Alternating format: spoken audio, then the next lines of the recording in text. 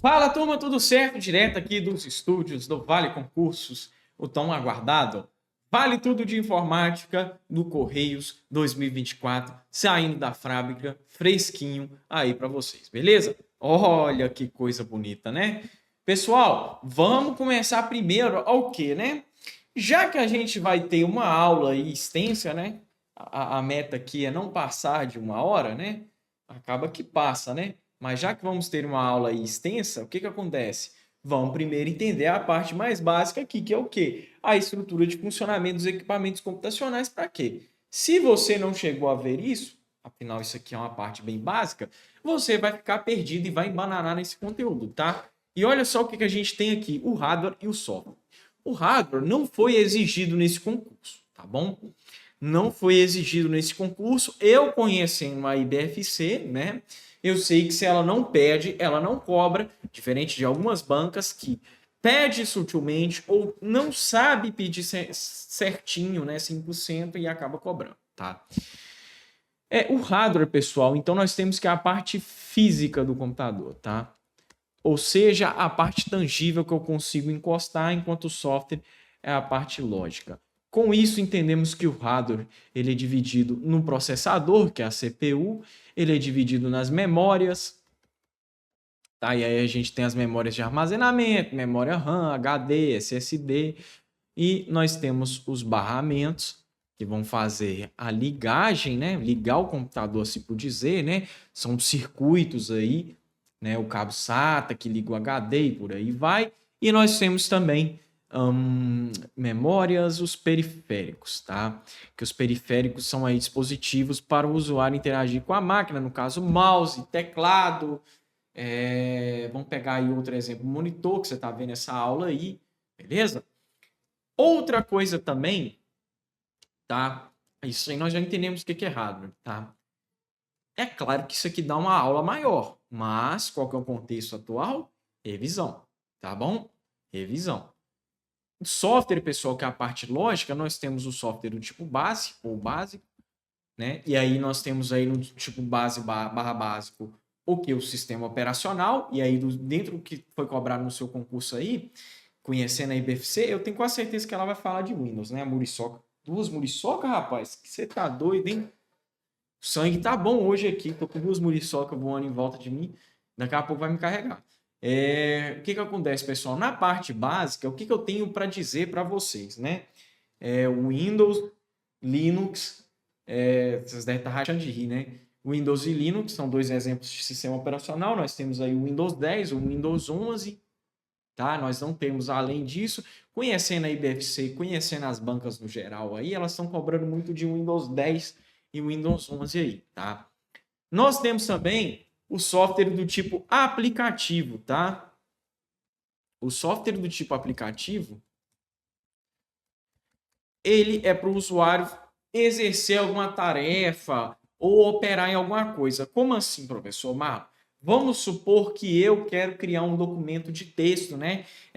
Ou eu quero criar uma planilha de dados, ou eu quero, sei lá,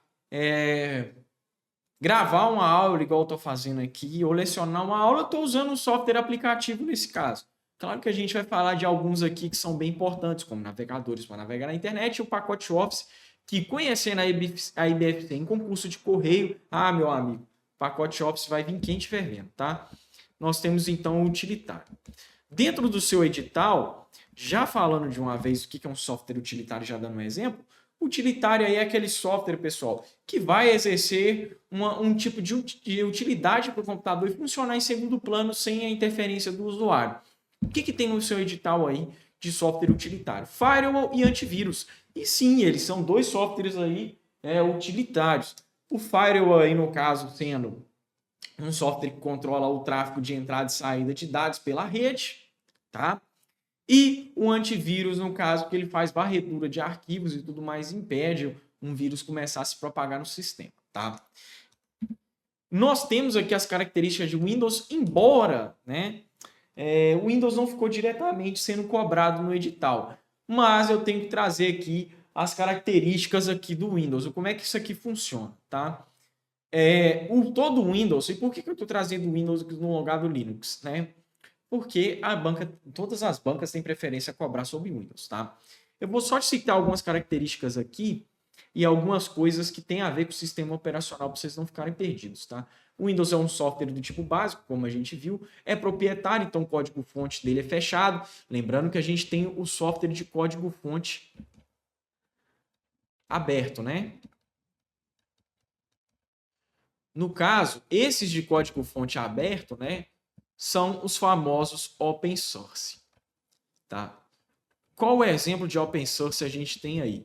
A gente tem de navegador aí o Mozilla Firefox, né, o Chromium, que a gente vai ver daqui a pouco, e a gente tem também o Linux, tá? Que são softwares de código-fonte aberto, ou seja, você pode auditar as linhas de código dele, saber o que foi escrito ou não, modificar, tá? Eles têm quatro níveis de liberdade, A0, A1, A2 e A3, tá? Começa da 0, que ou seja, a liberdade aí de você ver o código, a liberdade aí de você redistribuir, modificar para qualquer propósito que você queira, tá?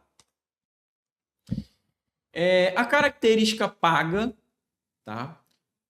Do software aí, do Windows, né? Até porque se você conseguiu ele de graça foi com perigo. E lembrando que o Windows ele funciona sob sistema de licenças. Multitarefa, que é o quê? Eu consigo rodar uma ou mais tarefas no meu sistema. Aqui no caso eu estou rodando até duas, né? O programa de gravação e o PowerPoint ao mesmo tempo, né? Enquanto eu dou essa aula aí. Então isso é uma característica de multitarefa. E já engatando a multitarefa, vamos falar o quê? Da característica preemptiva. O que seria a danada da característica preemptiva? Ela diz o seguinte: enquanto o Windows está funcionando na sua forma multitarefa, rodando dois programas, né, distintos, se um der problema, ele não vai interferir no outro, porque eles estão rodando, assim por dizer, em formas separadas, isoladas, em detrimento de uma tarefa que está em primeiro plano aberta, que você está executando, a de segundo plano não vai dar problema, assim por dizer, tá? Falei até numa linguagem muito simples, né? Não vai dar problema. Beleza. Multisseção quer dizer o quê, pessoal? Multisseção, e engraçado, né, uma característica aí do Windows é que um usuário ele pode vir aí fazer mais de um login. Pois é. Só que não vai funcionar dois logins simultâneos, a menos que seja um Windows aí de servidor, né? Que aí consegue rodar em mais de uma máquina, né, para o mesmo servidor. Mas aqui o Windows mais basicão, a multisseção funciona assim. Vamos supor que eu, Marlon, esteja aí montando uma aula. Aí o Fraga chega e fala assim: ô Marlon, libera o acesso do computador aí só para eu editar rapidinho aqui uma aula minha, antes de começar a gravar. Beleza, eu, para não perder aquela tarefa que eu estou fazendo e tudo, eu coloco o meu usuário suspenso, então ele ainda está executando com os programas todos funcionando, e libero o acesso para o Fraga. O Fraga loga no usuário dele sem fechar o meu, tá? Beleza? Multiusuário, da mesma forma que a gente viu anteriormente a multisseção, o multiusuário quer dizer o seguinte: aqui é os tipos de usuário que pode ser criado. Seja ele administrador que tudo pode dentro do sistema, isso tudo pode instalar programas, alterar os outros usuários, a prioridade dos usuários, então o administrador ele pode definir se o usuário vai ser padrão, convidado, quiosque, ou ele pode até mesmo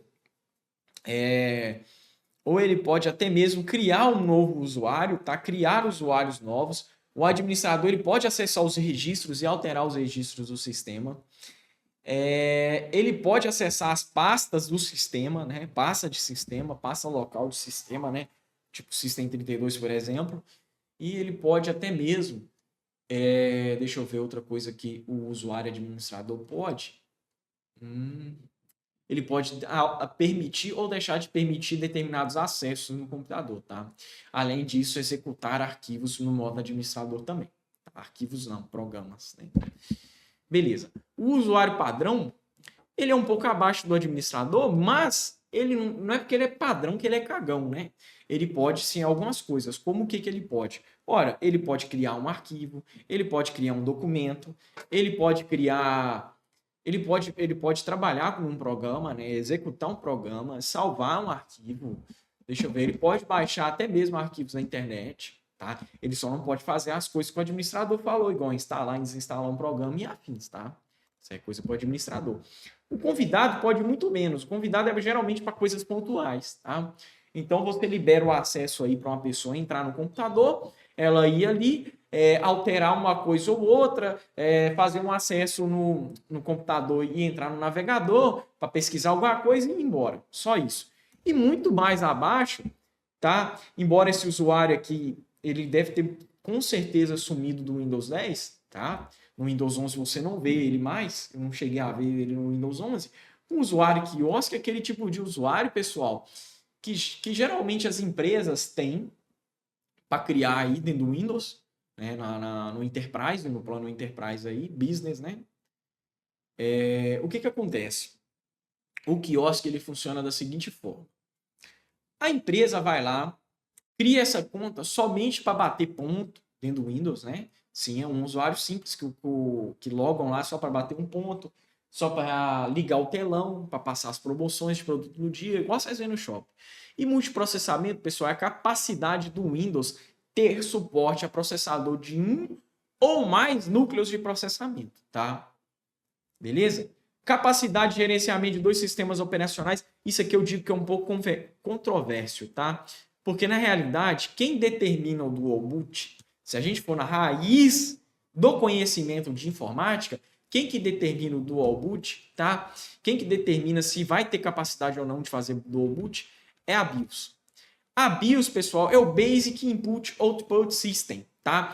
Na placa-mãe, nós temos o chipzinho da BIOS e ele, antes do computador ligar, né, quando você liga o computador, tem gente que vai pensar, quando liga o computador vai para a área de trabalho. Não. A área de trabalho, pessoal, na realidade tem todo um processo até chegar nela. Como é que funciona? Primeiro, a BIOS é acionada, assim que ele detecta que tem atividade de energia, liga a BIOS confere peça por peça de computador se está ok. Dito isso, se está ok, ela passa a acionar o sistema operacional e passa o controle do sistema operacional. E aí, qual que é a primeira tela que a gente vê depois disso aí, né? Que é a tela da BIOS, é aquela tela que aparece um monte de coisa esquisita, né? Antes do computador ligar, fica aparecendo um monte de letrinha. Aí, qual que é a primeira tela que aparece? A de login. Se a gente passa pela tela de login, aí sim a gente tem a área de trabalho, que é o ponto de partida aí, para a gente começar a trabalhar no sistema operacional. Olha que tanto de coisa, né? Esse 32 bits e 64 bits quer dizer quanto à arquitetura de processador que o sistema vai suportar, né? O que eu tenho a dizer para vocês? Que o 64 bits ele é superior ao de 32 bits, tá? Em questão de o quê? O de 64 bits ele vai aguentar mais memória RAM, mais espaço de armazenamento e processadores melhores, tá? O sistema operacional que ele foi feito para funcionar nessa arquitetura de processamento. Outra coisa também é a banca dizer para você que o Windows é apenas para computador pessoal, que é uma grande mentira, né? Por que é uma grande mentira, professor Marlon? Porque hoje você vê o Windows para telefone, você vê o Windows para tablet, você vê o Windows até para smartwatch. Né? Olha que chique, tem Windows para smartwatch. Aqueles smartwatch aí que o Von Suesson aí deve ter com certeza, né? Eu até brinco, né? Porque depois vocês vão entender a minha piada com o Von Suesson, né? Que deve ter aí, né? Que roda o Windows. No caso dele é da Apple, né? Deve ser da Apple, né? Aí é mais dinheiro ainda, mas enfim. E até mesmo para videogame. Você encontra aí Windows. Os Xbox hoje em dia tem o sistema operacional baseado em Windows. Então, o Windows não é só para computador, não, tá? Atalhos aqui que eu vou deixar para vocês, tá? Não tenho muito a comentar sobre os atalhos, pessoal. O que eu tenho a dizer para vocês é decorem esses bichinhos, tá? Porque o que acontece? Atalho, pessoal, querendo ou não, tá? Conhecendo a IBFC é importante. É importante você ter aí o estudo de atalho em mãos, tá bom? Deixa eu ver aqui, que deu um probleminha de leve, já voltou. Beleza. Eu vou só passando aqui nos atalhos, dar aquela memorizada, tá? Dá um tempo para ler. E beleza, vamos falar de extensões. Lembrando, pessoal, que o atalho, a IBFC colocou de uma forma até meio malandra. Porque você pensa assim, vai ser atalho. Beleza. Mas de que vai ser o atalho? É aí que mora a maldade, né? Porque vendo dessa forma atalho, ficou redundante. Eu já trabalhei com bancas, tá? que não coloca atalho, mas vem questão de atalho. Por quê? Automaticamente, quando você cobra pacote Office, automaticamente, quando você cobra um navegador ou um sistema operacional, espera-se que o candidato ele aprenda algum atalho ou outro sobre aquele sistema, porque vai cair uma questão de atalho sobre aquilo. Tá? É o que a banca pode fazer. Sobre aqui as extensões, quero falar as de texto, tá? Doc e DocX. Doc e DocX são do Word, tá?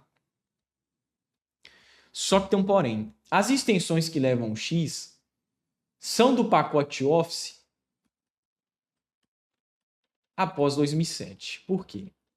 De 2007 em diante, tá, que foi adotado o X, não sei se aqui vai dar para ver, que foi adotado o X, o que aconteceu, pessoal?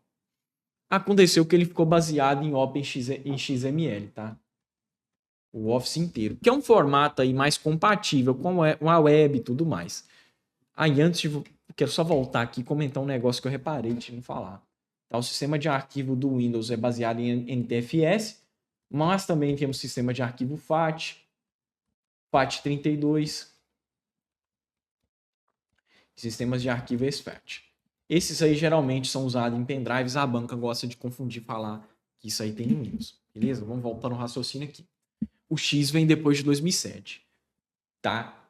Tá, e se a banca dizer para mim qual que é o formato padrão do Word? Bom, não sei, não resta dúvidas que é esse. Como assim? Até mesmo se ela perguntar do Office 365, do Word 365, sim. Para quem não sabe, o Word 365 é o Word mais recente que a gente tem, tá? Que ele é constantemente atualizado, tem toda uma integração aí com a web, é assinatura anual, tá? E tudo mais. Então, pessoal, o X ele predomina até hoje, tá? Antes de 2007 não tinha esse X. Aí o programa era baseado em binário. Quero também chamar a atenção, como ele colocou editor de texto, pode ser que abre margem dele cobrar LibreOffice. Porém, como eu não tenho um tempo colossal para dar aulão, esse aulão revisional ele tem que sair em pelo menos 1 hora. Se sair mais, eu tomo cascudo. O que acontece? É bom você saber alguma coisa ou outra de Writer, de Calculi e de Impress, que eu vou passar para vocês aqui para vocês não marcar bobeira. Tá? O ODT aqui é o formato de salvamento padrão do Writer. Só que tem um porém. Tá? O Word ele também salva nesse formato. Tá? O RTF, por padrão, ele é do WordPad. Tá? Que é o Rich Text Format. O TXT é do bloco de notas.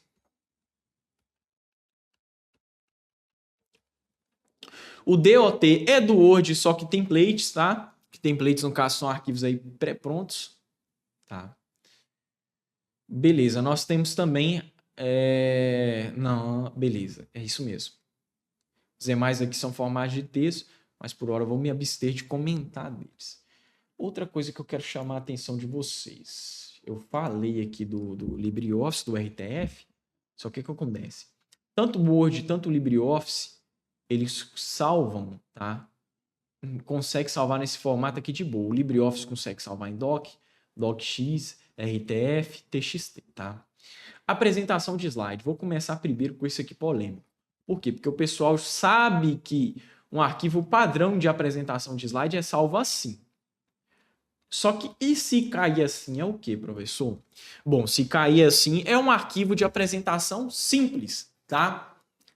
Se cair desse jeito é aquele arquivo de apresentação simples. Como assim arquivo de apresentação simples? Que você não consegue editar, que você não consegue mexer nos slides nem nada. Simples, tá? Outra coisa também que eu vou dar um adendo aí para vocês, tá? Falando aí que é apresentação simples.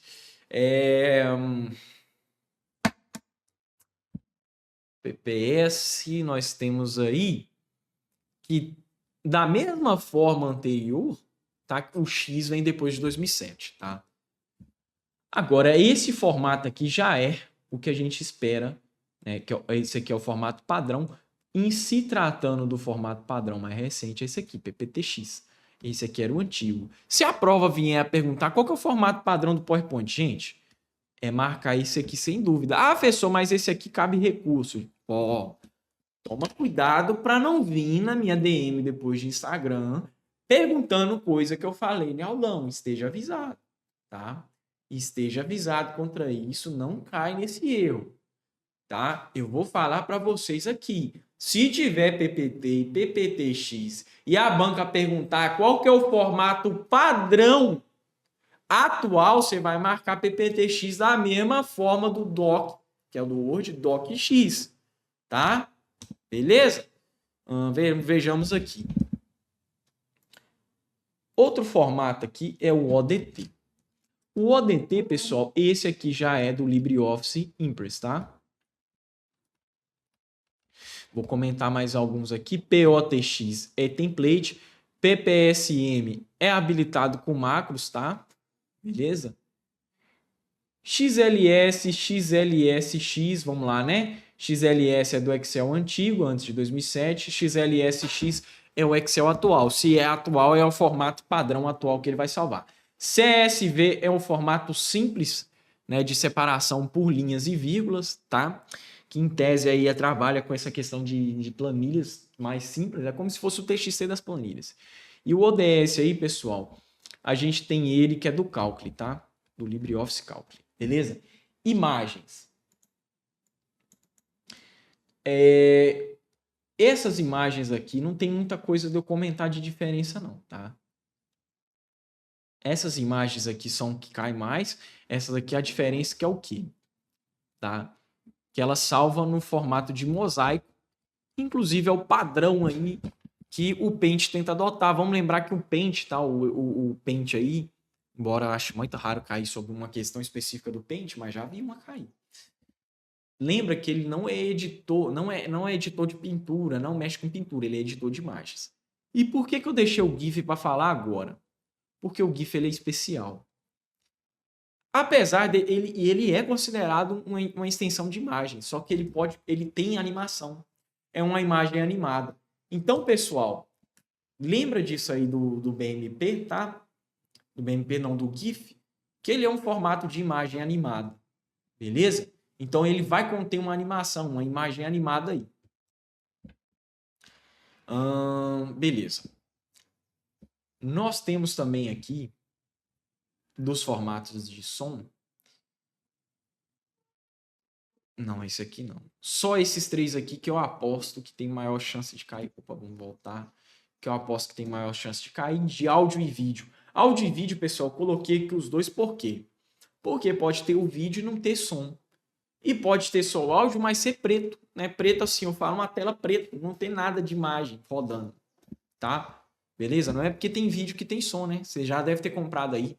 Eu acho que isso aí é da galera bem das antigas, quando ia comprar DVD em feira, aí tava lá só o vídeo, mas não tinha o som, tá?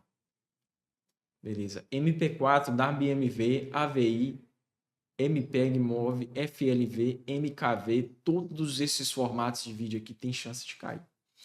Quero comentar do EXE, como ele comentou de antivírus no seu concurso, tá? Então eu tenho que fazer esse comentário bem pontual. Em alguns concursos, às vezes eu deixo esse formato aqui passar e não dou tanta atenção para ele, mas como nesse concurso do Correios tem comentário de antivírus, vamos lembrando aí, o formato EXE, ele pode conter malware. Ah, então beleza, professor, eu vou colocar que ele tem malware. Não, meu amigo. Presta muita atenção aqui, olha, na língua portuguesa, né? Vamos aí, né? Lembrar que você estudou com a professora Angélica, né? E você tem que entender a diferença de pode e não pode, tá? A diferença de tem e não tem. E o pode é o quê? Possibilidade, tá?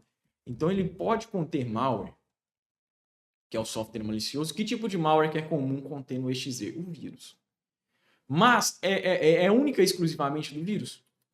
Pode ter um Trojan, cavalo de Troia. Eu vou comentar sobre malwares, tá? Mas eu vou comentar de forma que você tente entender o mais rápido possível, sem aprofundar demais. Por quê? Porque o edital ele não pisou tanto em malware, mas como esse edital cobrou uma noção de antivírus aí, cobrou uma noção de firewall, eu preciso de prevenir vocês, tá? Preciso de prevenir vocês caso a IBFC tente colocar alguma coisa sobre malware na prova. Eu já vi, aí não é padrão da IBFC, tá? Eu vi a IMAN fazer isso, Eu vi a IDECAP fazer isso. Deixa eu ver qual outra banca que eu vi. A Consulpan fazer isso, tá? O último concurso que eu dei uma aula, um aulão presencial. Deixa eu lembrar aqui qual que foi. GCM de Nova Lima, tá? Eu vi a banca não cobrar explicitamente sobre malware, mas cobrou sobre antivírus e segurança. E adivinha o que caiu na prova? Caiu sobre malware, então eu vou abordar esse tema. Fiquem tranquilos, tá? PDF e XPS, lembrando que tanto PDF quanto XPF são similares, tá? Em questão de funcionamento. Só que o que é mais usado hoje em dia é o PDF. Nos demais aqui eu não tenho muita coisa a comentar não, porque é raridade caiu. Vamos falar sobre a questão de manipulação de arquivos no geral, tá? Como é que você vai mexer com arquivo, tá? Eu sempre trago isso aqui nos aulões. Algum aulão ou outro eu falo de uma forma diferente de como é que isso aqui funciona, porque depende da exigência da banca. Mas vamos lá. Aqui nós temos um arquivo, tá? Nós temos aqui, primeira coisa, nós estamos falando de sistemas operacionais, nós temos que entender, eu vou fazer um desenho aqui rapidinho de como o mouse se comporta, porque isso aqui já vai te ajudar a matar grande maioria das questões, e esse é meu objetivo aqui nessa aula, tá? Fazer uma aula super proveitosa, vocês estão entendendo que isso aqui é um mouse, embora mal desenhado. Nós temos aqui na parte da direita do mouse, que sempre que eu dou um clique direito, eu vou abrir menus, tá? Sempre vai ser associado a abrir menus. E na parte esquerda vai ser, ou você vai selecionar, ou você vai executar. E qual que é a diferença de um para o outro? Tá na quantidade de cliques. Para selecionar, um clique. Para executar, 2 cliques. Tá? É isso aqui que se diferencia um do outro.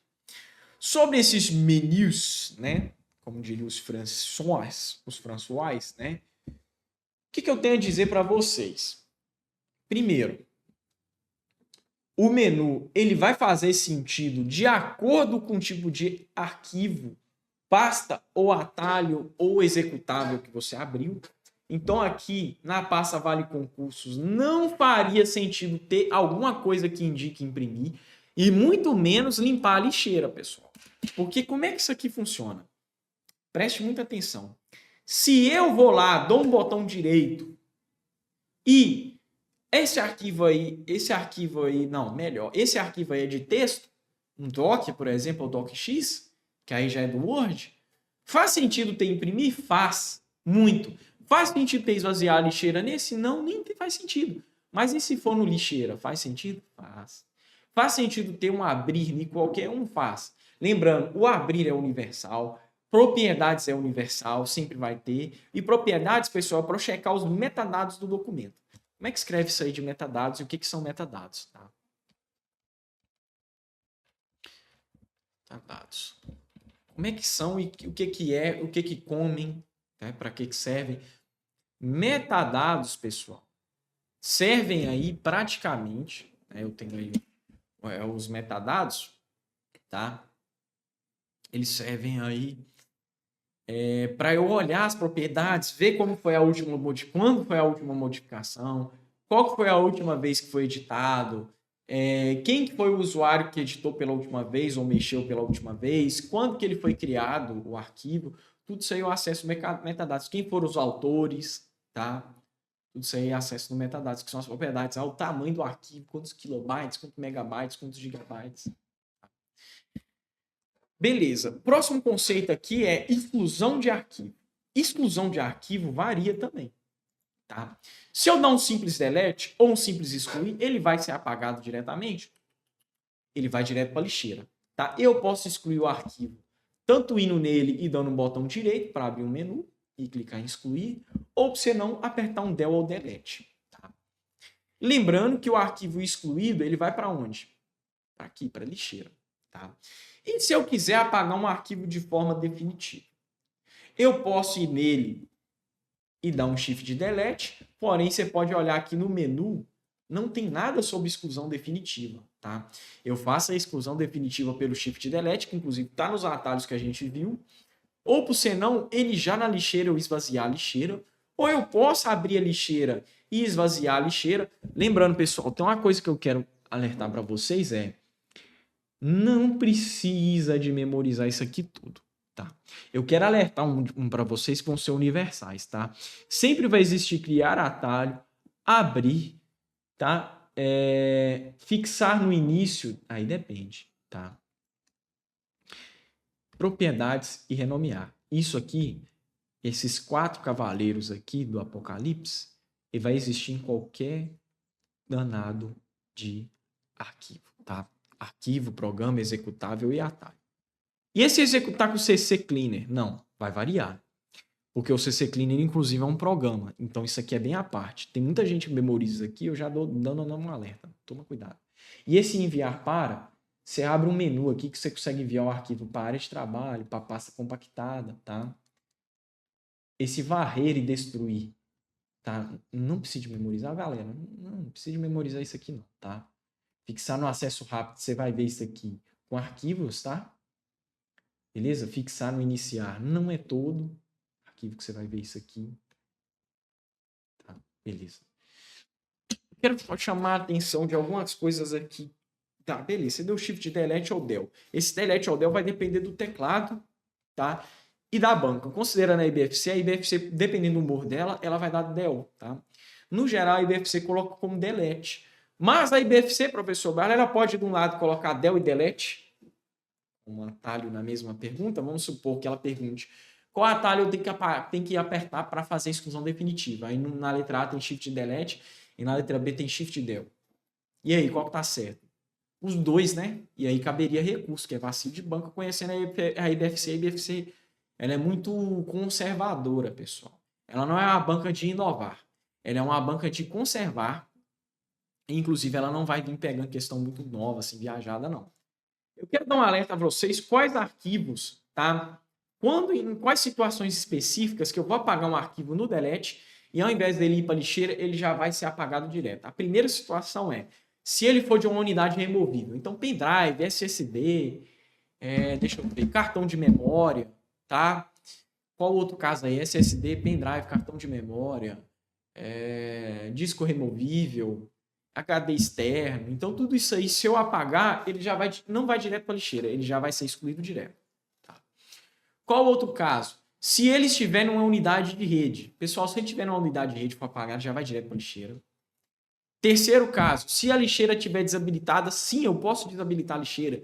Porque na realidade a lixeira, pessoal, o sistema ele pega uma partição, ele pega um espaço aí que você tem no HD para alocar para a lixeira.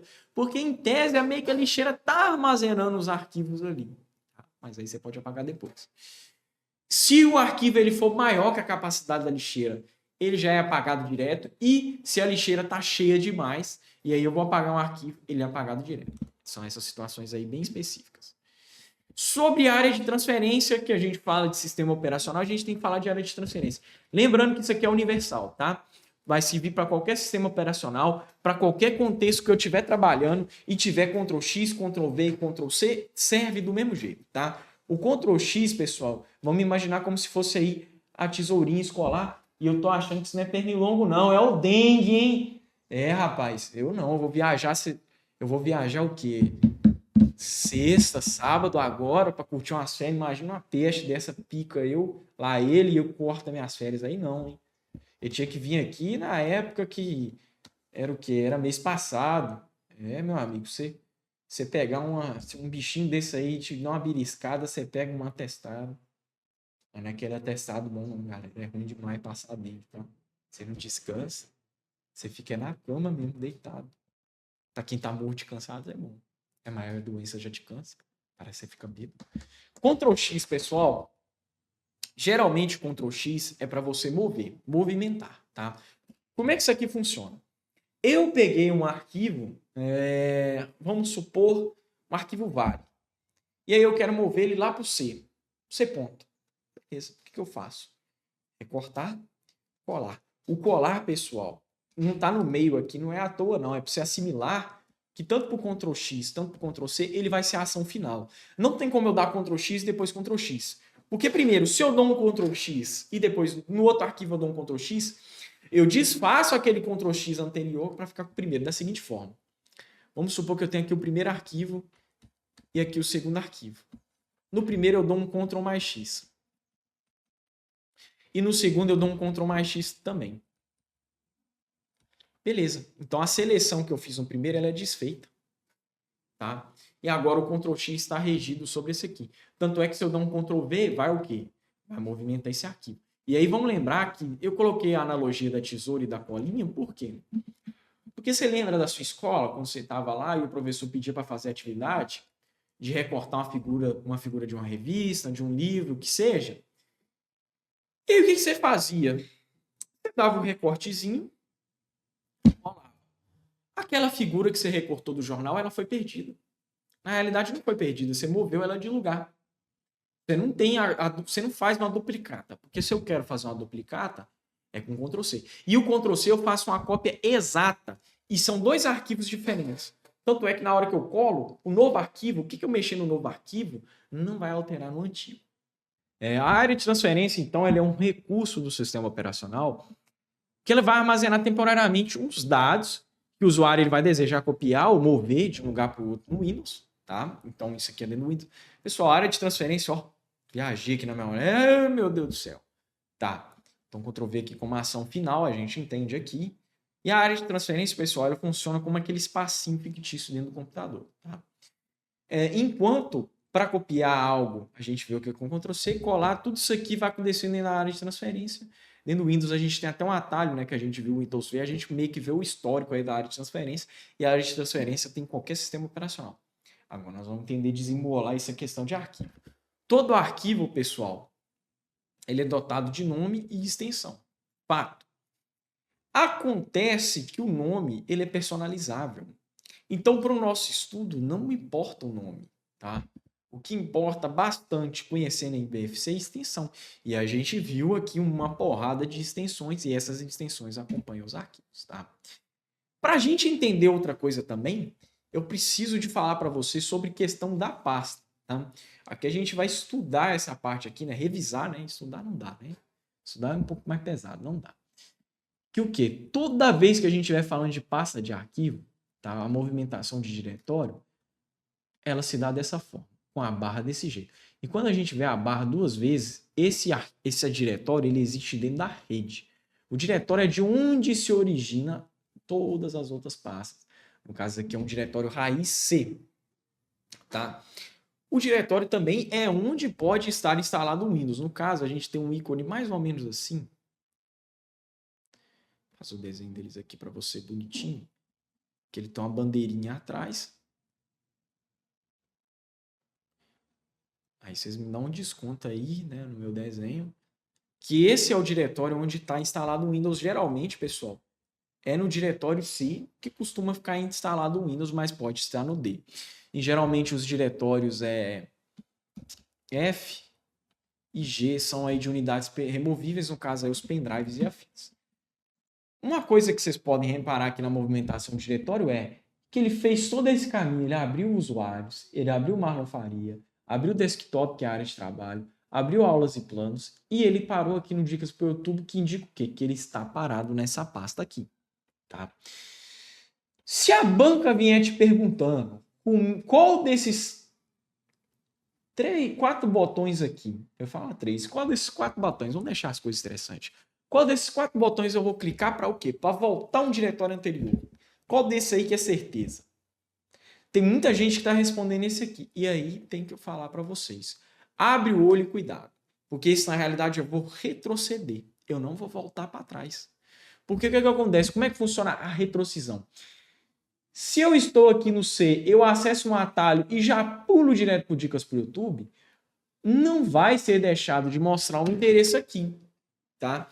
Isso seria o equivalente ao quê? Vamos supor que para acessar sua casa, tu tem que fazer todo um percurso.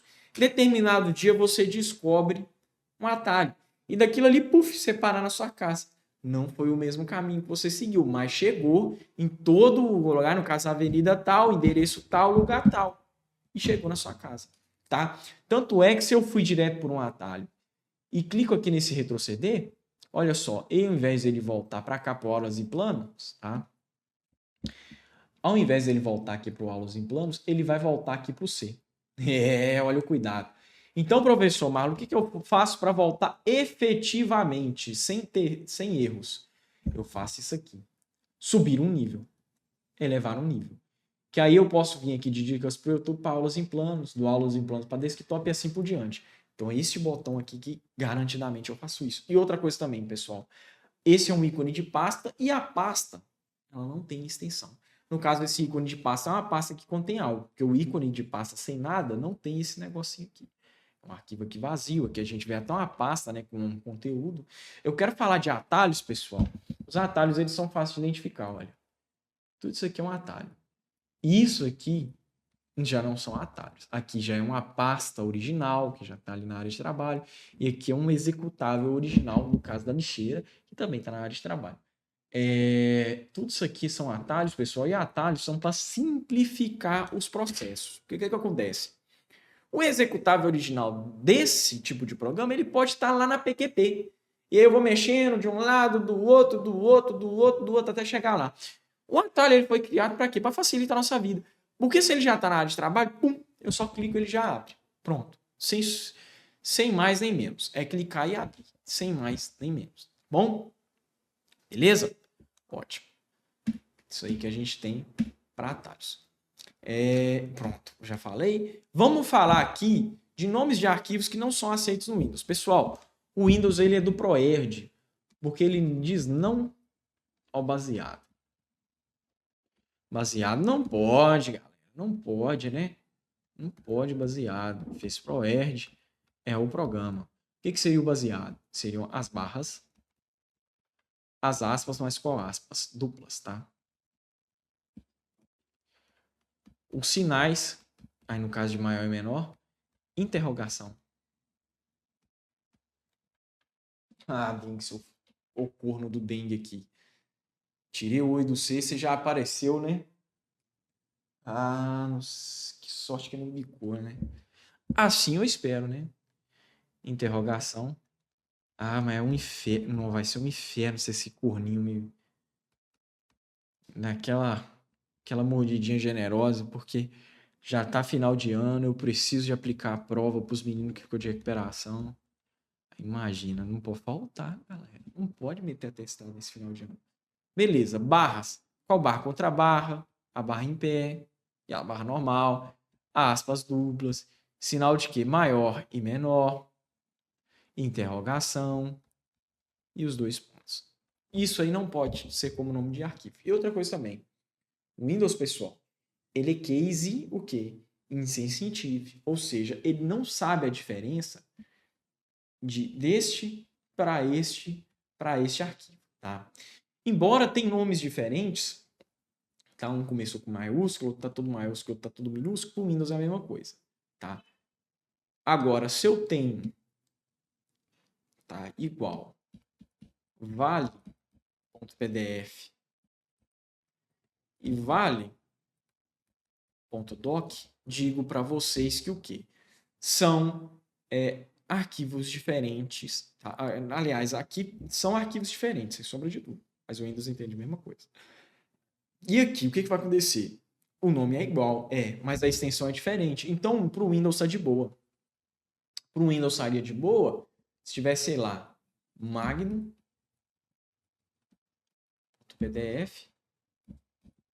e fraga.pdf. O Windows estaria de boa, tá? Não teria problema nenhum. Porque o que acontece? Nomes diferentes e extensões iguais pode, nomes iguais e extensões diferentes pode. O que não pode é nome igual e extensão igual. Aí dá problema. Tá? A área de trabalho, vamos conhecer a área de trabalho aqui do Windows, a área típica de trabalho do Windows. Aqui é o nosso plano de fundo, né, o papel de parede. Nós temos o botão iniciar, nós temos o pesquisar, e lembrando que esse pesquisar, pessoal, ele pesquisa em áudio, ou seja, você pode interagir com fala com o computador no pesquisar, e ele também pesquisa na internet, não só no computador, tá? Aqui é o visão de tarefas, que eu consigo criar áreas de trabalho virtuais, tá? Desktops virtuais. Beleza? Além disso, eu consigo ver o histórico de atividade minha. Nós temos aqui a barra de tarefas. Na realidade, a barra de tarefas é isso aqui tudo. Só que o concurso gosta de pegar só esse pedacinho. E, inclusive, eu vou até mesmo dar uma aprofundada nisso aqui para vocês ficarem em bala nisso aqui. E a área de notificações, central de ações. E aqui no cantinho nós temos um ícone para ver a área de trabalho. equivalente aí ao Windows D. Quero chamar a atenção de vocês disso aqui. Tá? Se o concurso fosse amanhã, você conseguiria me dizer qual que está fixado? E aí?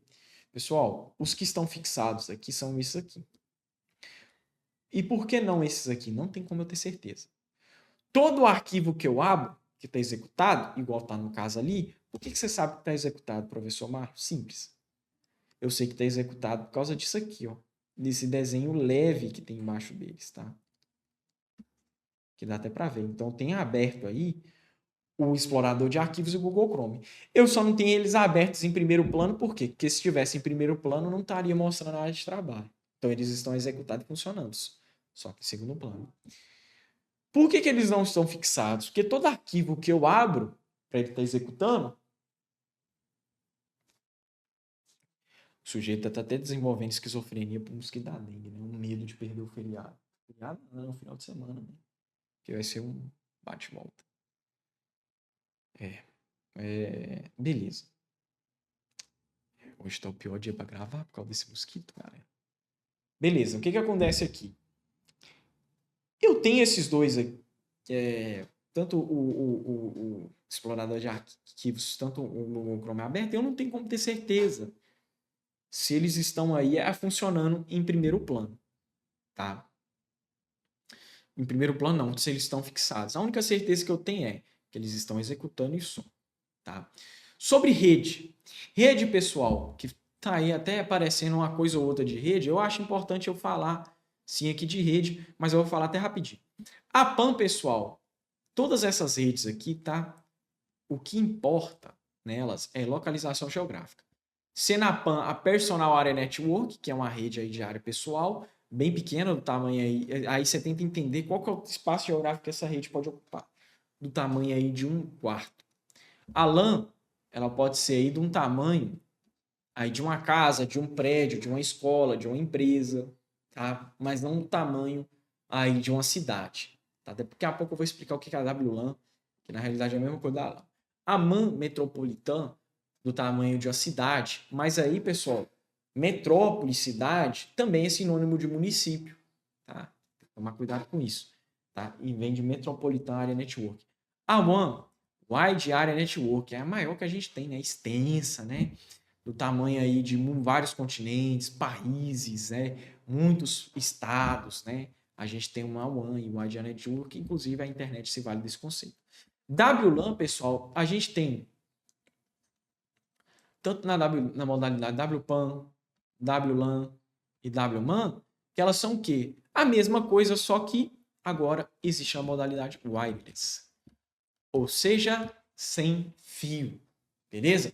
Então, uma PAN sem fio, uma LAN sem fio. Você vai ver isso aí em questões que o que o examinador ele vai perguntar? João, ele é empresário aí, ele quer construir um laboratório, uma rede no laboratório dele para conectar dentro do campus. Então, se ele vai construir uma rede de laboratório, ela não é PAN. Já é um pouquinho maior que um quarto. Ele usa um laboratório, né, de um campus de uma faculdade. Só que João, ele não quer ter fios. Ele quer a rede toda sem fio. Então, ele adota uma WLAN. Beleza? Os demais aqui intranet, extranet e internet. Essas aqui são aquelas redes, tá? Que elas seguem a arquitetura de rede, né? O modelo tecnologias TCP/IP, tá? TCP/IP que a gente tem são as tecnologias da internet, praticamente. Então, todas essas aí, meio que vieram das tecnologias da internet, usam das tecnologias da internet? Praticamente isso. Praticamente isso. E o que acontece aqui nesse caso? Né? Elas usam da tecnologia da internet. Elas são iguais? Não na forma de funcionamento. O que acontece? A intranet, pessoal, ela funciona assim. Ela é uma rede privada interna de uma empresa. Ou seja, naquele lugar dentro da empresa, interno daquela empresa, que dá-se e procede um funcionamento. Ela é privada interna de uma empresa. Tá? Somente, pessoal, o pessoal autorizado pode acessar, que autorizado, no caso, seria o equivalente a um pessoal que tem login e senha. E outro, porém, também, outro ponto crucial da intranet que caracteriza ela é a localização geográfica restrita. Você não consegue acessar ela de fora. Você tem que estar naquela localização geográfica. Porque se eu quero vencer essa barreira geográfica, aí eu dou um upgrade e transformo ela numa extranet. Aí sim eu consigo acessar ela de fora. É a mesma coisa que a internet? Em teoria, sim. Ela é uma rede privada interna de uma empresa, só que eu consigo acessá-la de fora. Algumas bancas, pessoal, e não é o caso da IBFC, né? Mas eu já vi banca dizer que é uma rede para os colaboradores, uma intranet para colaborador acessar, né? Uma rede privada interna de uma empresa que dá acesso aos colaboradores, que não é mentira, mas se for parar para pensar, a intranet também pode dar acesso aos colaboradores. Se eles estiverem ali, por exemplo, no mesmo espaço geográfico, né? Os fornecedores também, se estiverem no mesmo espaço geográfico, tá? Beleza? Agora, a internet é a rede mundial de computadores, tá? A rede global de computadores, sendo ela aí conectada no mundo inteiro, tá? A gente tem que a internet aí, ela é pública, né? A rede é pública. Aí você está pensando, peraí, Festor, se é pública, por que eu pago? Você não paga a internet. Você já parou para pensar? Você não paga a internet, que se você pagar, você ia acessar o Wi-Fi do shopping, por exemplo, você teria que pagar. Não, pessoal, mas aí o shopping está pagando. Mas o que o shopping e o que você estaria pagando para ter acesso à internet? Um provedor. Você paga o serviço, ou seja, todo o sistema de cabeamento, toda a infraestrutura da rede para ela chegar nos confortos da sua casa. É isso aí que você paga. Beleza? Ótimo. Então, isso aí é internet. Lembrando, então, a gente tem aqui que intranet, extranet são o quê? Privadas. Essa é uma característica muito forte das duas. Enquanto uma precisa ser acessada internamente, a outra pode ser acessada externamente. E a internet pública. E aí, professor, mas a internet eu consigo acessar de fora? Lógico, é. Você está aqui vendo um vídeo da Vale Concursos direto do YouTube, sem precisar estar na localização onde fica o datacenter do YouTube, né? Que é onde ficam todas as informações, né? Os vídeos e tudo mais. VPN, pessoal. VPN é o quê? Virtual Private Network. Ou seja, rede virtual privada. O funcionamento da VPN é dado da seguinte forma, tá? Você acessa a internet, né? Você meio que tem um intermediário para acessar a internet de forma criptografada. Ela se vale dos conceitos de internet privada. Através do tunelamento das informações, né, da rede de criptografia, você consegue acessar a internet aí de forma mais segura. A backbone, não falei muito rápido o conceito, mas tem que ser assim, né? Ao longo de a backbone, pessoal, ela é a espinha dorsal da internet aí. Imagina da seguinte forma, aqui está o Brasil, aqui está a Europa, a Europa aqui melhor. Aqui está o Brasil, aqui está os States e o México, aqui está as Europa, aqui está a África. E o que acontece? Bom, você pode acessar um site dos Estados Unidos, da África e da Europa. Mas como é que isso em teoria acontece? Tudo está conectado de uma forma cabeada. E esses cabos passam por debaixo do mar, né, de forma submarina, através aí de fibra ótica, tá? Eu estou desenhando aqui, pessoal, mas são mais cabos do que você pode imaginar. Todos esses cabos aqui é o que fazem, o que é a espinha dorsal, a backbone. Todos esses aí também são cabos aí de fibra ótica muito rápido. Malware. Alguns aqui, eu tenho certeza que não vai cair. Tá. Isso aqui eu vou deixar de fora. Não precisa te preocupar não, se quiser ler, mas falando rapidamente, todos esses aqui que eu vou citar já é a maioria do que a IBFC gosta de cobrar. Esses outros quatro aqui a IBFC não gosta tanto. Agora que eu percebi, depois que eu coloquei, né? Malware é o software malicioso, tá? Dentre os softwares é o malicioso, que um hacker aí usa para ele danificar um sistema, para obter uma vantagem econômica que seja. O vírus sendo o primeiro da lista, por quê? Porque ele é o mais famoso, mais conhecido e a banca cobrou sobre antivírus. E para entender o antivírus, vamos entender como é que o vírus funciona e vamos entender como é que os malwares funcionam, tá? O vírus, pessoal, ele infecta arquivos, tá? Essa é a intenção do vírus, infectar os arquivos, tá? E como é que funciona essa infecção aí de arquivos, tá? Quando você pega o vírus, né, de computador, ele funciona igual um vírus biológico. Ele não é autônomo. você tem que executar ele. Ele não funciona de forma autônoma. Ele só vai funcionar a partir do momento que você executar ele. Bom, colocou ele para ser executado, beleza. Vocês estão vendo que eu estou movimentando demais? É porque, no caso, como a gente não sente isso com a característica evolutiva do mosquito da dengue, ele consegue extrair o sangue, né, sem você sentir ele. E aí, no caso aqui, estou numa neura, porque eu preciso de estar bom terça-feira, que vai ser a recuperação dos meus alunos da escola pública. Pois é. Se eu estiver mal terça-feira, lascou. Não tem como eu chapar atestado. Tem que trabalhar passando mal. Não tem home office para professor de escola pública. Ai, pessoal. Vírus. Vocês devem estar cascando de rir aí, né? Vírus, pessoal. Então é isso. Ele vai infectando o arquivo, tá? Ele não trabalha, não opera na rede. O negócio dele é infectar. Ele pode travar o computador pode dar pau, o computador não pode ligar mais, enfim. A worm não. A worm, pessoal, a palavra-chave dela é autonomia. Ela não precisa de ser executada para funcionar. Ela olha assim para o vírus e diz o seguinte, ó, eu vou funcionar, querendo você ou não, eu vou funcionar. Tá? Isso aí é a worm.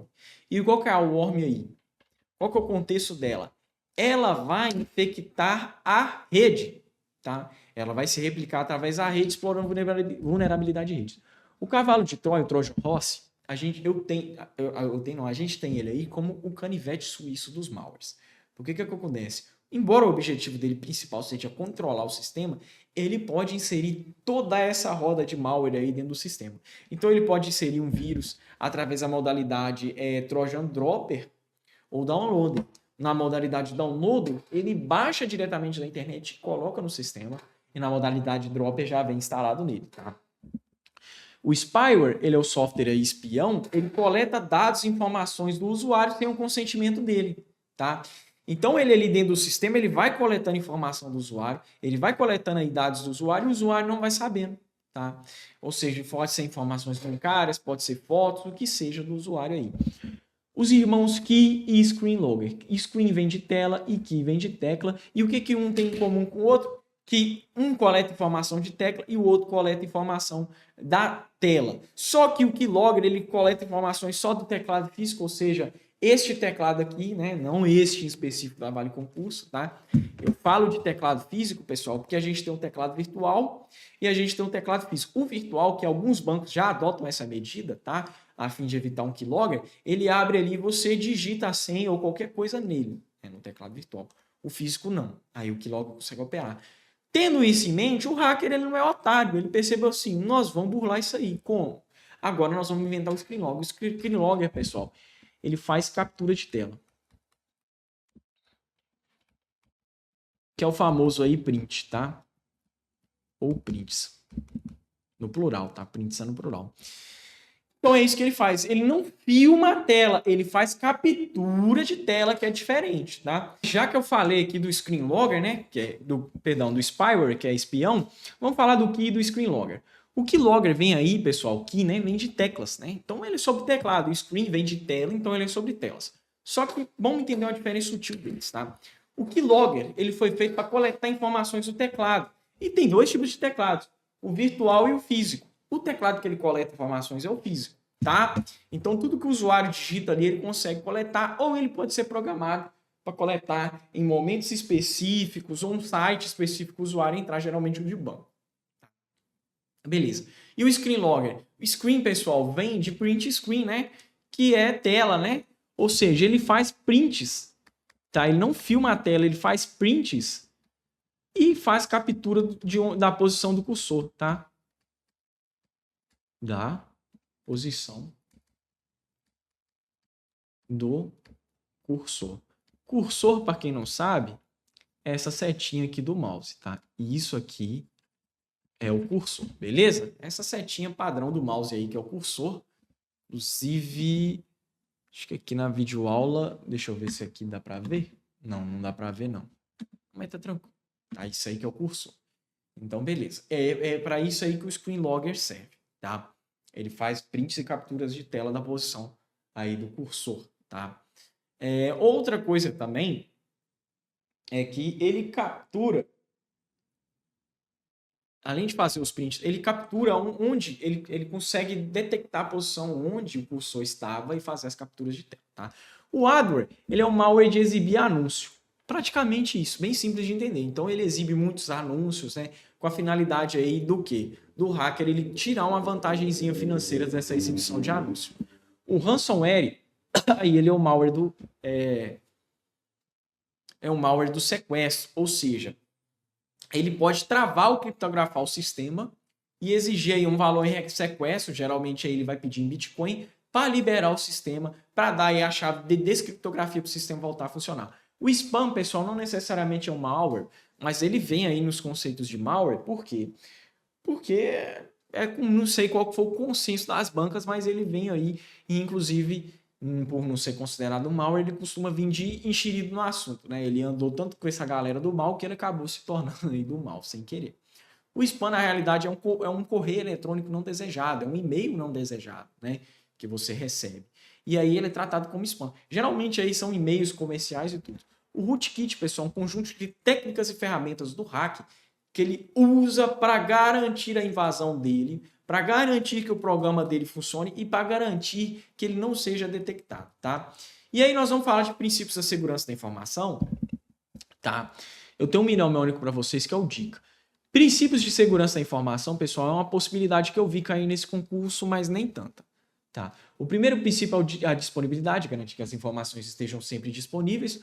O segundo é a integridade, garantir que as informações, pessoal, não sejam alteradas ou corrompidas, tá? Isso é integridade. Confidencialidade, garantir que somente eu e minha parte, tá? Troque a informação sem terceiros no meio. E autenticidade ou autenticação, comprovar que sou eu ali naquele momento. A disponibilidade você pode garantir ela com ferramentas, né? Que no caso aí são ferramentas para garantir o sistema sempre funcionando. Que aí se é o no break, que aí se a energia cair o sistema continua funcionando.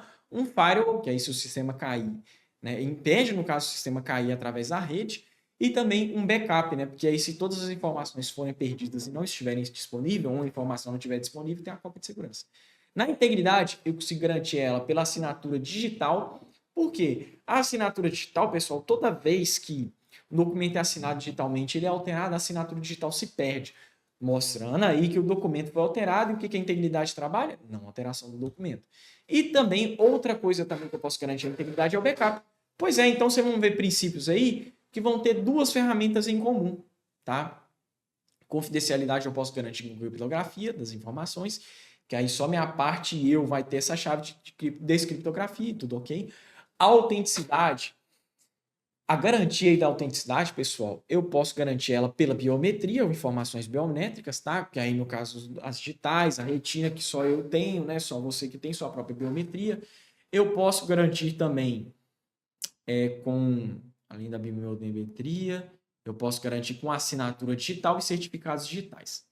Os outros princípios aqui, o não repúdio e retratabilidade, no caso, se eu já me identifiquei com a autenticidade, eu não posso dizer depois que não sou eu mesmo, e a conformidade é estar dentro das leis daquele país, no caso do Brasil, a LGPD, né? Lei Geral de Proteção de Dados.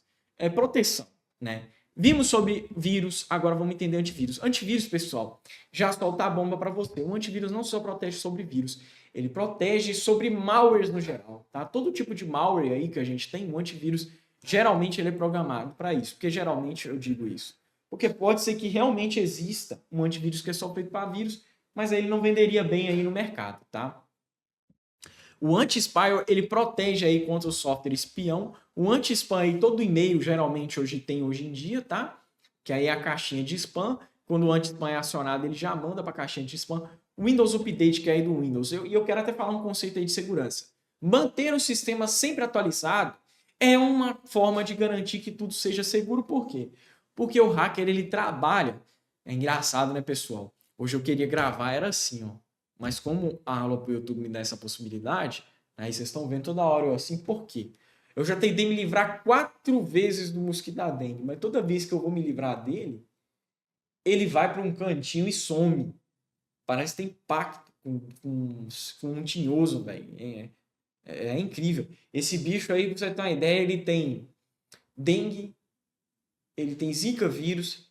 Rapaz, se ele tivesse Covid, ele ia ter o monopólio do apocalipse, velho. Só faltou só isso. Enfim. Windows Update, pessoal. Então é isso aí. Sempre que o sistema está atualizado, ele está mais seguro porque o hacker ele trabalha nas falhas. O Windows Defender, pessoal, ou ele também pode ter um outro nome mais espichado, chamar-se Windows Defender, ou Microsoft Defender, ele é um antivírus aí nativo do Windows, tá? Criptografia aí para garantir que a informação seja ilegível para alguém que eu não queira, né? Que aí a gente já volta aí no princípio do quê? Da confidencialidade, aí só quem tem a chave de descriptografia consegue acessar. O firewall, pessoal, eu gosto de sempre fazer essa analogia, porque é uma das top analogias aí, né? Eu acho que dos professores de informática de concurso, só eu que faço essa analogiazinha assim, por quê? Porque ela é, velho, como não, isso aqui é a nata, velho, é a nata da informática. Disse é ou não é? Beleza, imagine que isso aqui é o muro, imagine que isso aqui é o firewall, o senhor firewall. Lembrando que o firewall, pessoal, ele não existe só como software. Existe firewall do tipo hardware, tá? Só que são mais caros, mas existe. O que acontece? Nós temos que o sistema sempre ele lida com entrada e saída de dados na rede. O firewall, pessoal, você passa para ele uma lista, tá? De regras e ele vai cumprir essas regras de entrada e saída. Então ele não determina o que entra e o que sai, quem determina é o usuário. E você dá essa lista aí para ele, da entrada e da saída. Então, se for entrar alguma informação e não está na lista de regra, ele barra. Fala assim, opa, você não vai entrar não, da mesma forma que sair. Então ele controla esse tráfego aí de entrada e saída, tá? E o backup, pessoal, é uma cópia de segurança. Ele vale daquele conceito de que o quê? Né? Se você tem uma cópia de segurança, quando você for perder alguma informação, quando esse seu computador foi invadido, ou até mesmo por causas naturais, né, sofrer inundação no computador, você tem uma medida aí de proteção para os seus arquivos, tá? Pacote Office, eu vou falar até detalhadamente aqui de pacote Office, tá? Tenho que falar. Eu vou falar aqui detalhadamente, beleza? Lembrando que para o seu concurso, isso aqui que é a nata, tá? Beleza? Então, Word, Excel e PowerPoint, vai vir alguma questão disso aqui. Esses atalhos aqui são em comum. Eu só quero dizer para vocês que no Word, tá? Só no Word tá o refazer Ctrl mais R, tá? Nos demais é Ctrl Y, não sei porque o Office adotou dessa forma. Lembrando, pessoal, que Ctrl J, Ctrl E, Ctrl G, Ctrl Q, você não tem no Excel, tá? Esses alinhamentos. Primeiramente, vamos falar do Word. Página inicial, pessoal, sempre tá aquelas coisas que eu vou acessar toda hora. Então aqui a gente tem, por exemplo, o pincel de formatação, que eu quero falar dele, que ele existe em todos, tá? Ele existe, o pincel de formatação, ele existe em todo o pacote Office. Só que somente no Word, pessoal, que você pode, inclusive, usar um atalho para ativar ele, né? Você usar o uso do pincel de formatação por atalho. Qual que seria o atalho dele? Ctrl Shift C e Ctrl Shift e V. No caso, Ctrl Shift C para copiar a formatação e Ctrl Shift V para colar a formatação, tá bom? Eu não tenho como recortar a formatação. E que formatação eu posso pegar? De texto? Não. Você pode pegar a formatação de imagem, de tabela, do que seja. Se eu coloquei uma sombra numa imagem e eu quero copiar esse sombreamento de borda, por exemplo, eu posso, através do pincel de formatação, tá? Vamos lá, continuando aqui o desenvolvimento da nossa aula. Eu perdi aqui. Ah, voltou. Fonte, pessoal. A fonte atual que vem padrão é a Aptus Corpo, tá? Essa Aptus aqui já se tornou a fonte padrão, tamanho 12 aqui, tá? Aqui eu aumento, aqui eu diminuo o texto, aí não dá para falar de todos não. Mas eu quero falar desse Big Tree aqui, que é o quê? Negrito, itálico, sublinhado. Tá? Isso aqui existem tanto no Word, no Excel e no PowerPoint. Para dar um negrito, Ctrl N, aí o negrito ele escurece mais a letra, tá? Para dar um itálico, Ctrl mais I. I de itálico, né? Aí o itálico ele tomba a letra, né? Vai tomadinha assim. Tentar fazer, tá dando meio errado. E nós temos o sublinhado. Ctrl mais S. Tem gente que pensa que... Aí o sublinhado ele escreve a letra assim, né? Coloca assim. Tem gente que pensa que o Ctrl S é para salvar, né? No caso aqui, né? Esse ícone de salvar. Mas na realidade, para salvar um arquivo, é Ctrl mais B. Não Ctrl S, tá? Beleza. Aqui nós temos os alinhamentos. Esse aqui é o à esquerda, centralizado. À direita, justificado. Tá? Os estilos. Correspondências, pessoal, sempre vou estar trabalhando com o quê? Mala direta, tá? O inserir, e o inserir, lembrando, inserir e página inicial, tanto no Word, tanto no PowerPoint, no Excel, existem, tá? Da mesma forma, o exibir também o ajuda. Eu quero falar do inserir aqui também, né? Passar o conceito para você do inserir, embora eu não tenha trazido ele aqui, mas dá para você entender a noção de o que vai ser o inserir em cada programa. Eu vou poder inserir imagens, smart art, que são gráficos aí de organograma, fluxograma. Eu vou poder inserir os gráficos propriamente de pizza, de barras, tá? De linhas. Outra coisa que eu vou poder fazer também, inserir as imagens, tá? Tabelas, isso em todo o pacote Office, tá? No hoje aqui, o design, eu vou trabalhar para embelezar o documento, colocar cores novas, outros tipos de coisa. Não é só eu mexer numa página, vou trocar uma corzinha da fonte diferente, não. Não, eu vou mexer no documento como um todo, tá? E no layout, eu vou mexer, tenta lembrar o layout como se fosse um engenheiro, tá? E o design é o arquiteto vai deixar tudo bonito, enquanto o engenheiro vai deixar tudo mais alinhado possível, que é isso que o layout faz, né? Alinhar a página mais certinho possível, deixar com um alinhamento bacana, isso aí que o layout faz, tá? Referências, pessoal, vamos lembrar aí de ABNT, tá? Que eu vou fazer citações e tudo mais. Eu só quero dar um alerta a você, tá? Que tem gente que pensa que no layout eu vou ter questão de cabeçalho e rodapé. Isso aí dá um problema, porque o que acontece?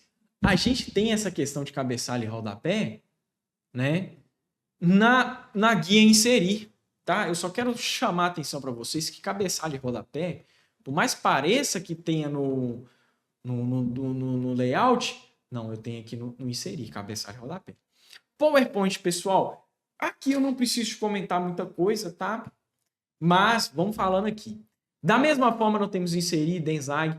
Aqui eu quero chamar a atenção de transições e animações. Vou chamar a atenção mais à frente, então tá de boa. Tá? Porque o que acontece? Hoje teve um aluno que entrou em contato comigo na DM do Instagram. E é coisa que eu sempre falo nas aulas, né? Então, assim, você não vai chegar a ter essa dúvida no gabarito que marcar, tá? Se você ver uma aula de revisão aqui da Vale, se você acompanhar minhas aulas, beleza?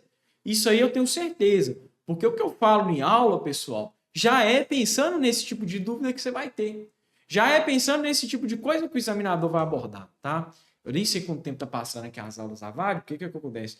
Eu passei aqui uns 40% do meu tempo tentando caçar essa merda de mosquito, e toda vez que eu penso que eu me livrei dele, não, aí aparece outro. Eu tô achando que tem 3 aqui, né? Porque eu já matei 2, mas parece que tem um terceiro aqui, por isso que toda hora aparecia. Enfim.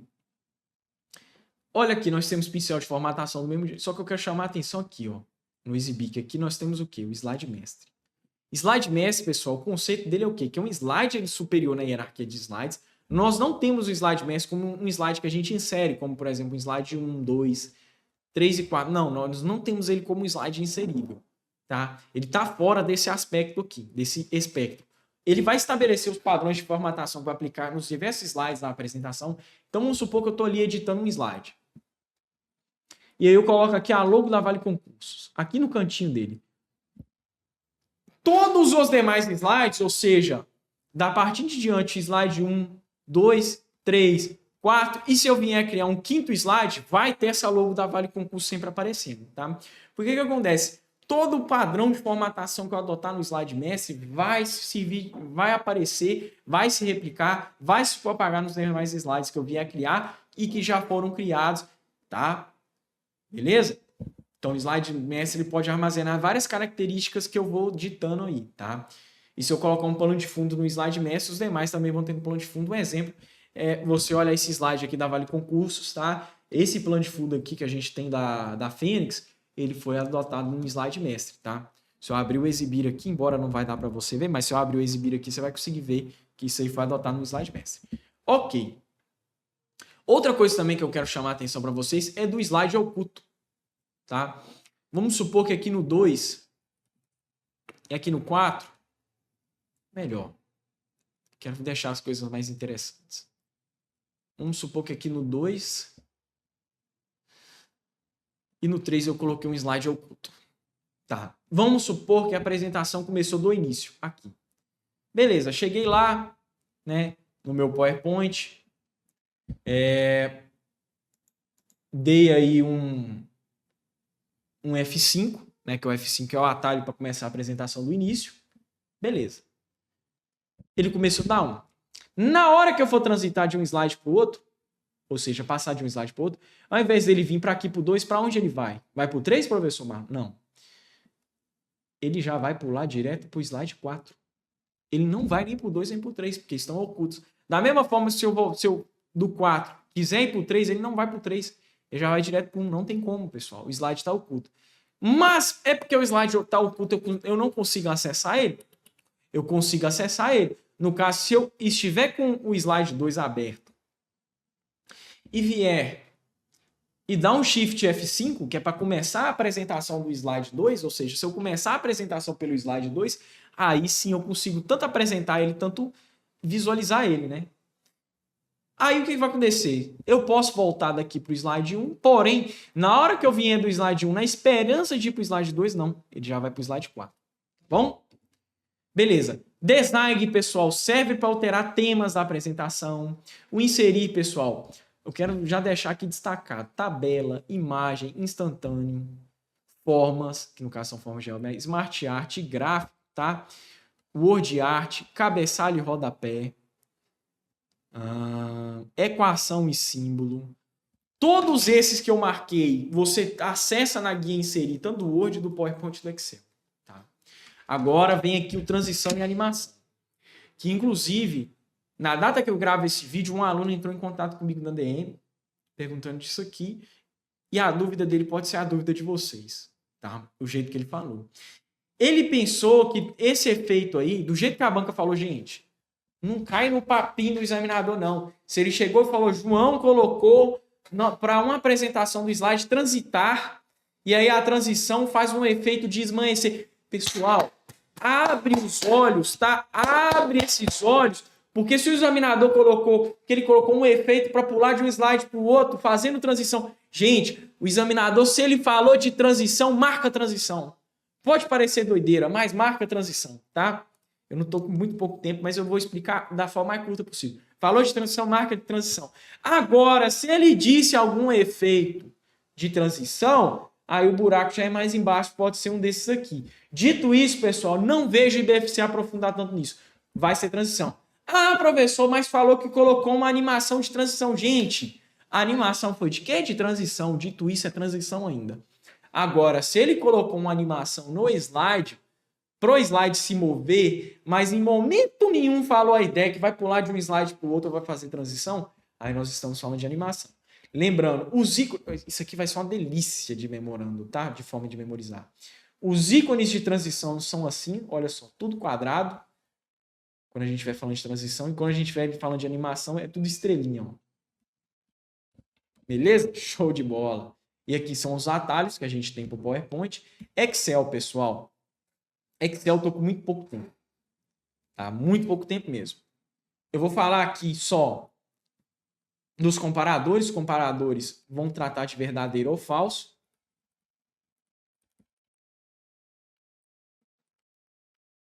Eu nem sei quanto tempo eu tô na real, mas vou andar aqui. Então, se eu der um igual 5, diferente, tá? Isso aqui é o de diferente. Já tá autoexplicativo aqui. Ele vai dar o quê? Verdadeiro ou falso? Verdadeiro. Não, perdão. Vai dar falso, porque o 5 é diferente de 5. O concatenar. Se eu vier e dar um igual aqui, 5, e esse Ezinho comercial. Tentei desenhar esse Ezinho aqui comercial. Vai ficar o quê? 55, tá? No mais, esse aqui... esse aqui eu vou explicar lá na frente. Vou desenhar uma tabela aqui básica. Tá? Eu vou tentar explicar. Tem muita coisa aqui para eu falar mesmo, tá? Mesmo, tem muita coisa mesmo para eu falar. Eu vou desenhar uma tabela aqui rápido, tá? Embora... vou repetir aqui o 2. Vocês vão entender por quê depois. Beleza. Se eu chego e dou soma dessa forma assim, o que vocês acham que ele vai somar? Tudo ou só 2? Só 2. Ele vai somar esse com esse, que vai dar assim. Ok? Beleza. E se eu chego e dou média? Já uso o comando igual média. Esse é ter esse. Como é que faz média mesmo, professor? Média é o quê? A soma dos elementos. No caso, isso aqui, quantos elementos eu vou somar? Esse e esse. Porque olha só, aqui eu fiz o até. Então é daqui até aqui, ou seja, tudo. Então 1 com mais 2, com mais 2, com mais 4, dividido pelo número de elementos, que são 4 elementos. O que a gente tem? 6, 7, 8, 9. Tá, 9 dividido por 4, isso aí dá 2,25 aproximado, pessoal. Não tenho certeza se é isso. Mas tá bom. Nós fizemos a média aí, tá? E MED é de medicina? Não, média é de mediana. Mediana, pessoal, é o termo central. Quando a gente não tem um termo central, no caso aqui, por exemplo, 1, 2 e 3, nós temos que a mediana é 2, que é o termo central. Mas quando nós não temos o termo central, no caso aqui 1, 2, 2 e 4, a gente pega os dois do meio.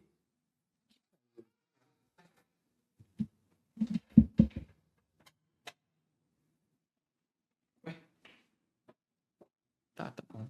Não nada. Então foi assombração. A gente pega. Menos mal, né? Pior seria se fosse mosquidado, hein? A gente pega os dois termos central, 2 com mais 2, divide por 2. Por quê? Nós vai sempre pegar os dois termos central e dividir por 2. No caso aqui, a mediana seria 2. E o modo é o número que mais aparece. No caso aqui foi o 2, então o modo é 2. Tá, vamos explicar. Nossa, tá apressado demais, mas tem que ser assim. O tempo tá curto. Vamos pegar aqui o máximo e mínimo. Vamos pegar esse intervalo aqui, então. Máximo e mínimo são valores absolutos. No caso aqui, o máximo seria 4 e o mínimo seria 1. Só que eu quero falar agora de maior e menor. Que maior e menor é valor relativo. Se eu venho e digo aqui maior A1, TB2.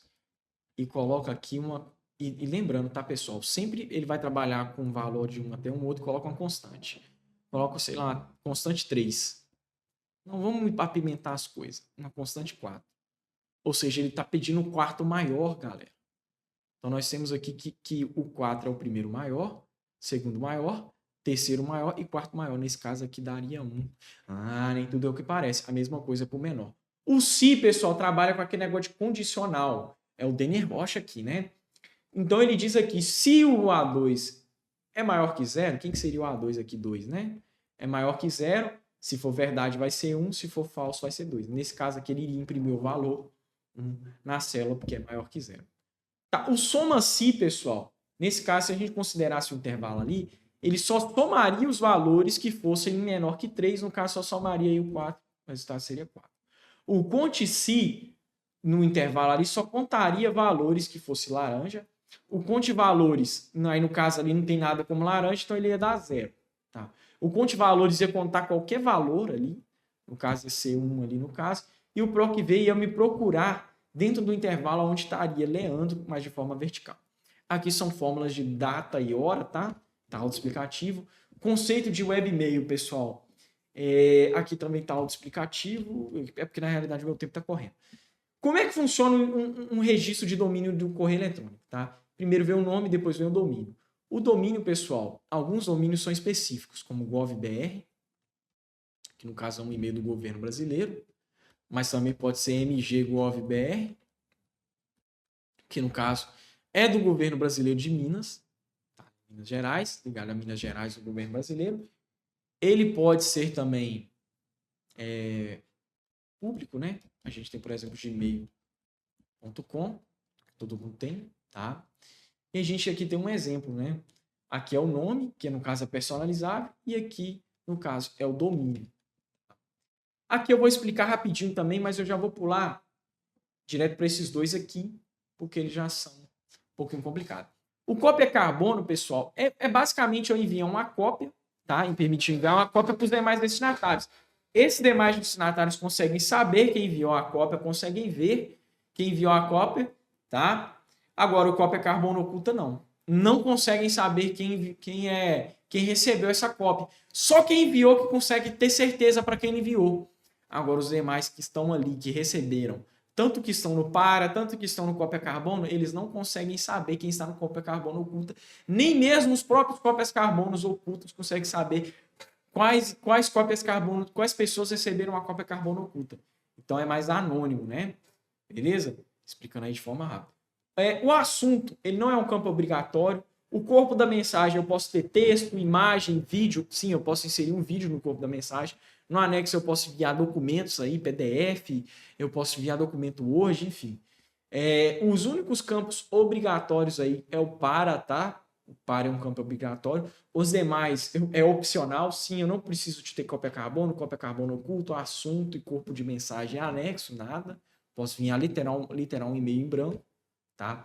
Browser, que é o navegador, os comuns aí que a gente tem é o Google Chrome, o Mozilla, que é de código-fonte aberto, open source, o Chromium, que é de código-fonte aberto, open source, o Safari, que é aí da galera que tem os computadores e celulares da maçãzinha, o Werner Swanson, né?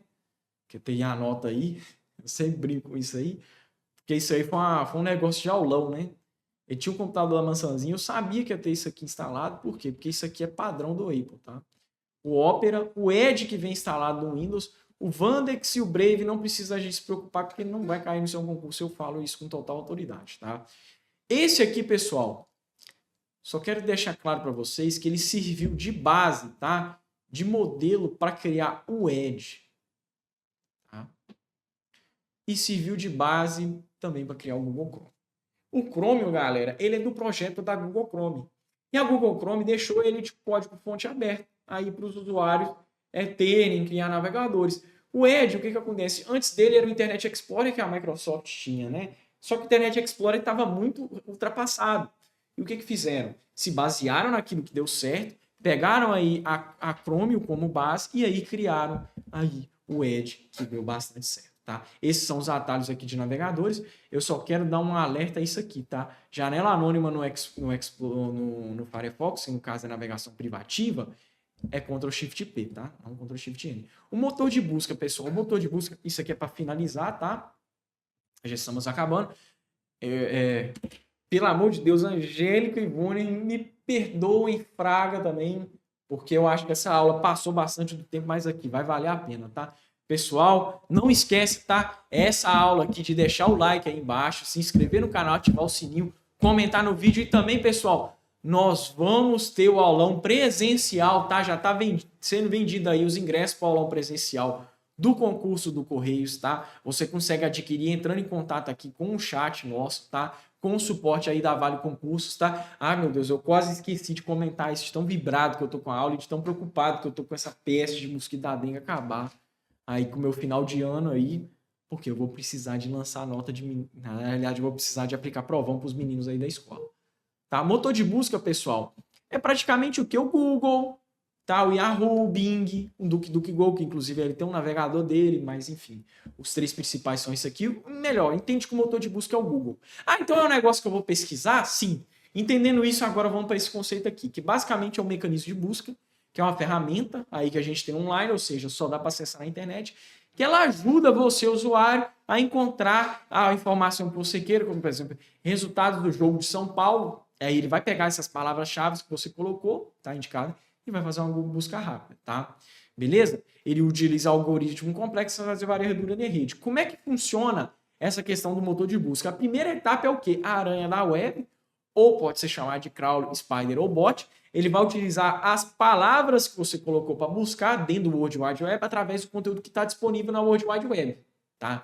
O conteúdo que não está disponível na World Wide Web, na internet afora, público, assim por dizer, ele não vai conseguir fazer essa busca, tá? Então não adianta nada você colocar aí, por exemplo, conta do Eike Batista do Nubank. Você não vai abrir a página da conta do Eike Batista do Nubank e entrar nela, porque esse conteúdo está restrito dentro da internet, tá?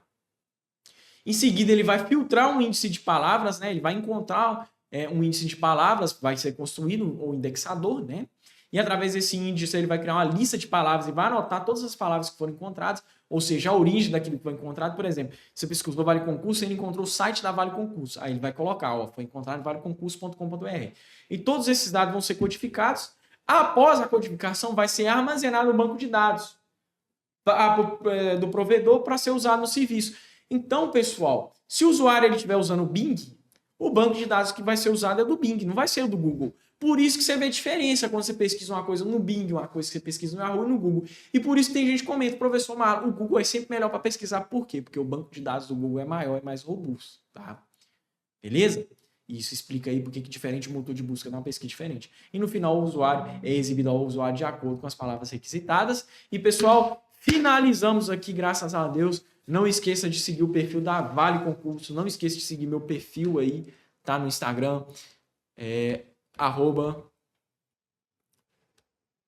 @professor.marlon, tá? Beleza?